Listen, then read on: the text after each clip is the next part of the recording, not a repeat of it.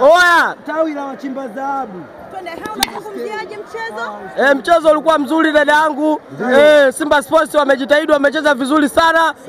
Kwa hiyo hatuwadai kwa alichokifanya, wamefanya vizuri sana. Kwa heshima sana yani. Swaziland tumefanya vizuri, mashabiki kama wanavyoona, tunamshukuru Mwenyezi Mungu.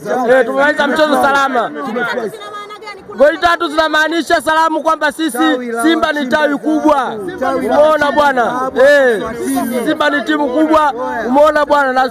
Na tutapozidi kwa na taifa tutazidi kuongeza nguvu zaidi kupitia timu yetu. Tunaiona Simba kuvuka katika hatua ya group stage na kufika mbali zaidi katika mashindano ya Afrika. Kocha Pantevu tunamshukuru kwa alichokifanya, formation zake nzuri, kafanya mpango mzuri, kashinda goli 3. Sisi hatumdai, hatuna la kumdai. Simba ubaya ubwela dadangu. Ubaya ubwela dadangu.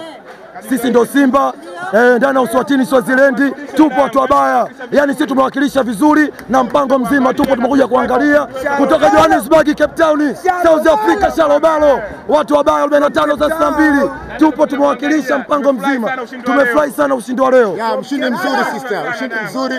Tumefurahia siku nzuri. Unaona bwana? Wanachokompeni nini bwana?